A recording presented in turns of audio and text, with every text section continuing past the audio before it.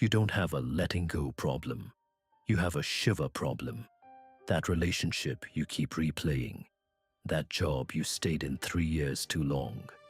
That version of yourself you still cling to, even though it stopped fitting years ago. You know it needs to end, but you can't do it. Shiva could, and understanding why changes everything.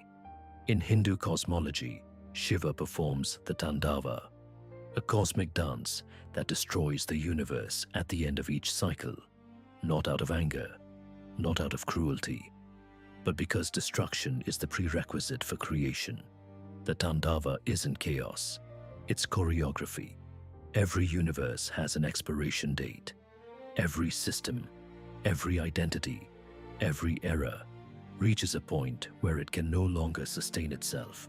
And when that point comes, Shiva doesn't negotiate. He doesn't try to fix what's broken. He dances. And in his dance, everything that was burns away, making space for everything that could be. The image you see in museums, Nataraja, the Lord of Dance, is Shiva inside a ring of fire, one foot crushing ignorance, one hand holding the flame of destruction, another holding the drum of creation. He is simultaneously ending and beginning, destroying and creating. And his face, completely calm, because Shiva understands something most of us don't. Destruction isn't the enemy. Attachment to what should have already ended is the enemy. Economics has a concept called the Sunk Cost Fallacy. It describes our irrational tendency to continue investing in something simply because we've already invested so much. You stay in the wrong career because you spent 4 years getting the degree. You stay in the wrong relationship because you've already given it 5 years. You keep defending a belief because admitting you were wrong would mean all that time was wasted. But Shiva's Tandava reveals the flaw in this thinking. The time was never wasted. The old universe wasn't a failure. It was a completed cycle. The degree taught you something. The relationship shaped you. The old belief served you until it didn't. Shiva doesn't mourn what he destroys. He honors it by making space for what comes next. The sunk cost fallacy keeps you clinging to a dead universe. The Tandava sets you free. Carl Jung described a process he called ego death, the dissolution of your constructed identity. It's not physical death. It's the death of who you think you are, the persona, the mask, the story.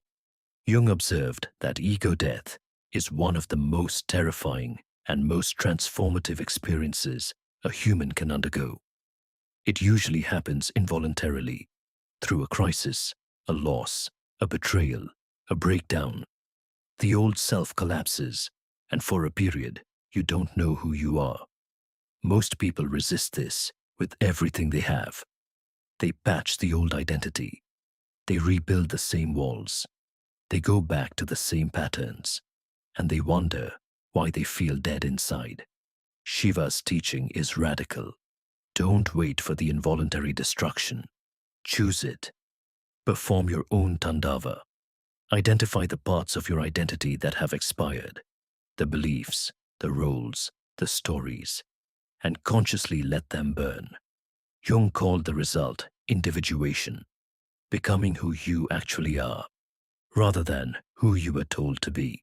It's the most painful and most rewarding process in psychology, and it starts with a dance of fire. Here's what most self-help gets wrong. They tell you destruction is bad. They tell you to avoid pain, minimize loss, protect yourself from change. But psychologists Richard Tedeschi and Lawrence Calhoun discovered something remarkable in the 1990s. Many people who experience devastating loss don't just recover. They grow beyond their previous level of functioning. They call it post-traumatic growth. After their world was, you are living in a universe that has already expired. The relationship, the job, the belief system, the version of you that doesn't fit anymore. They're already dead. You're just maintaining the corpse. Your Tandava doesn't have to be dramatic. It can be quiet. Write a letter you never send. Leave the group chat that drains you. Delete the dating app you use to avoid being alone with yourself. Stop performing a version of you that exists only to be approved of. Each small act of destruction makes space, and what grows in that space will be more real, more alive, and more yours than anything you're currently clinging to. Shiva's face is calm during the Tandava because he knows the secret. What's real cannot be destroyed.